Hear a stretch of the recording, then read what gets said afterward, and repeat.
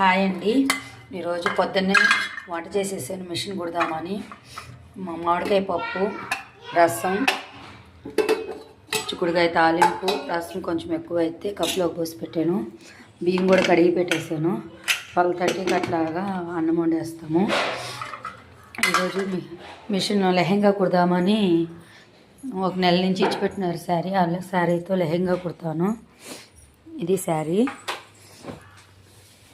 దీంతో లెహెంగా కుట్టాలి. ఇది ఆది బ్లౌజు. బయట కొంగొచ్చి బ్లౌజ్ కుట్టమన్నారు. ఫుల్ శారీ అంతా ఫ్రిల్స్ పెట్టి లెహెంగా కుట్టమన్నారు. లైనింగ్ కూడా తెచ్చిపెట్టుకున్నాను ఒక నెల నుంచి. దీనికి టైమే రాలేదు. ఈరోజు ఎలాగైనా కుట్టేద్దామని తీసి పెట్టాను.